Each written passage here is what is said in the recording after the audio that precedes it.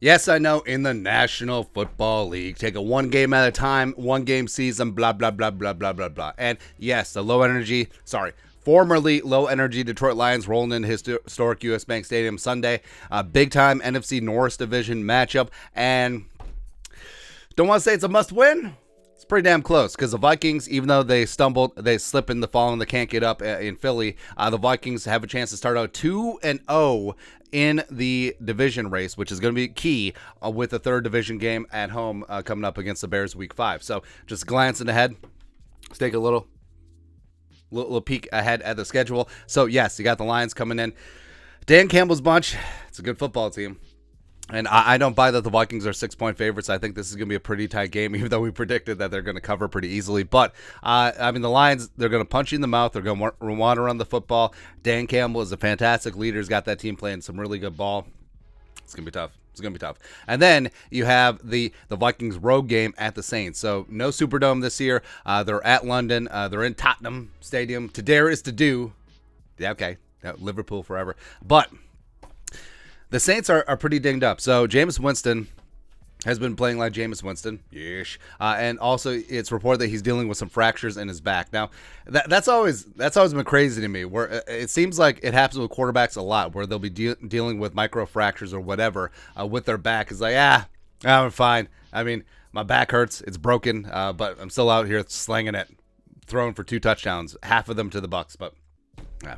And then Alvin Kamara, he's been dealing with a rib injury, and even if he plays next Sunday, maybe he won't be 100%, but who knows. But the Vikings have a fantastic opportunity. They get a Saints team, which they have a great defense. Offense has been sort of touch and go so far, but they have a chance to have a big-time statement win, even though I'm questioning. So the Vikings, whenever they played in London before, they've gone out basically the entire week to get acclimated to the time zone, because you're going to be playing at 8:30 with your body clock in the central time zone. Now, yes, you deal with time zone shenanigans here domestically, but over in London, that's a different beast. And the Vikings aren't leaving for England until Thursday, so they'll only have a couple days to get right body clock-wise, but I don't know. Hopefully they'll take care of things against the Saints.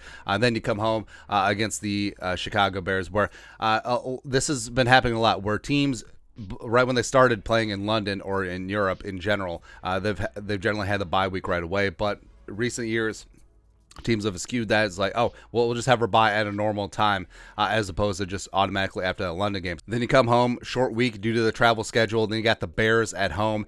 And like we said, the Vikings have a fantastic opportunity to start out 3-0 in division. Yes, it's all of your home games, but that's a great way to start the season, because you take care of the division first and then the conference, and then everything else will take care of itself from there. And then week 6, this is going to be a good one. At the Dolphins, Mike McD versus Kevin O'Connell, battle of first-year head coach, offensive young wunderkinds. And it's going to be a big-time game, man, because I like that Tua has blown up. Tyreek and Waddle are going to be a problem, especially against the Vikings secondary. And then on the other side, you got Xavier Howard, who is underrated. He's one of the best cornerbacks in the game. Watch him and Diggs go at it on Sunday.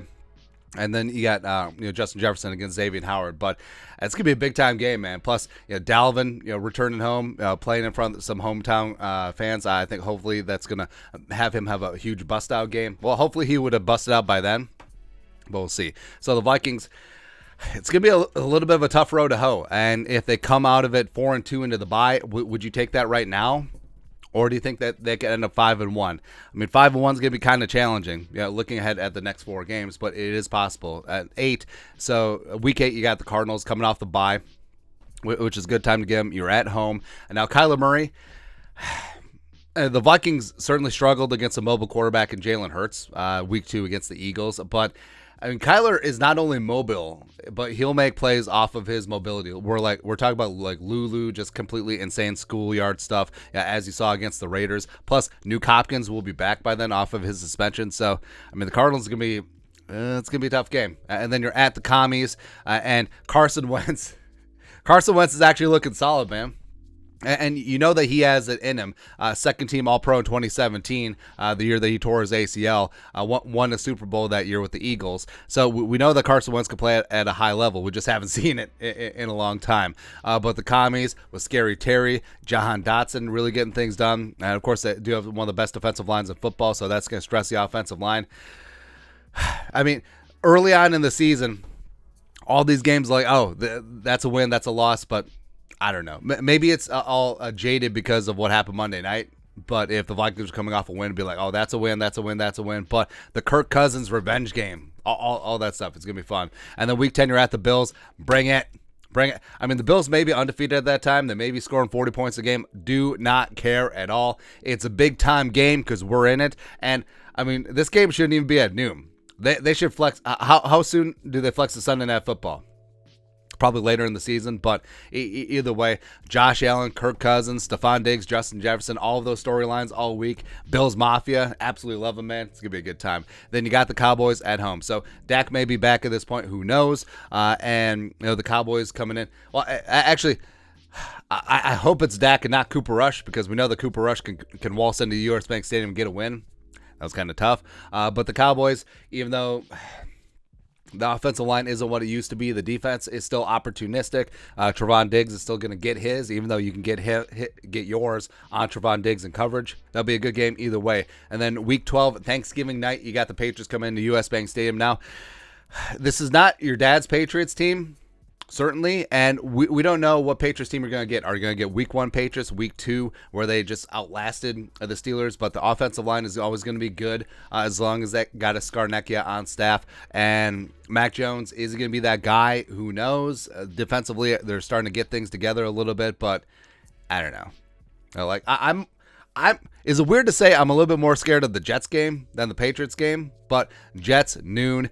Zach Wilson's going to be back. They got weapons all over the place, whether it's Elijah Moore, whether it's G-Dub Garrett Wilson, and Breece Hall is a fantastic running back. One of the reasons why King Kennedy didn't get the time of day at Iowa State is Breece Hall, but man, who would have thought that the Jets, Jets, Jets, as well as the Giants, we'll get to in a second, are just getting off the mat, man. Within week 14, you're at the Lions. Yes, return to the scene of the crime. That was where the Vikings dropped one against Detroit, giving the Lions their first win of the season last year. They ended up winning 3 games. But also the first home game against the Lions last year, I mean, that was very close. It took Greg Joseph being a hero after he missed a field goal early in the game, but no one mentions that. So Detroit, that's going to be always be tough. The Colts, I mean, Frank Reich may be fired by this time. He may be fired by the middle of the season. But, yeah, the Colts are certainly disappointing. They're in a very winnable division. Jonathan Taylor-Thomas, the stupid Badgers, not getting going. Michael Pittman's been dinged up. Matt Ryan just does not look like he's going to revert to his old form. Who knows? The Giants, man. One of the more shocking 2-0 teams. Brian Daboll, Canadian Santa Claus, getting it done. Danny Dimes, not really Danny Dimes, but Saquon's getting it done. That defense is opportunistic. They're getting some things going in the trenches. Love me some Andrew Thomas. So, I mean, that game could be sneaky tough. And then you roll up final 2 weeks of the season. You're at the Packers. You're at the Bears. And the Vikings, hopefully, knock on all the wood, will hopefully have the division already sutured up by this point. But if not, you control your own destiny because the Packers could still be in the thick of things. You're at Lambeau. It's going to be snowing and ish. It's going to be good times. And then you're out at Soldier Field against the Bears. The Vikings never win at Soldier Field. They will this year. Absolutely. Unless they rest their starters because they got the 1 seed and they're just getting ready for the playoffs. But anyways, that's your way too early look at the rest of the Viking schedule. Yes, 1 week, 1 game at a time, but we've made some good games in there, man. Absolutely. But your thoughts are thoughts. Taking a look ahead, let us know in the comment section below. Subscribe for daily Vikings takes. Don't support the work. Put a little something in the Venmo. But till next time, Skol, production value.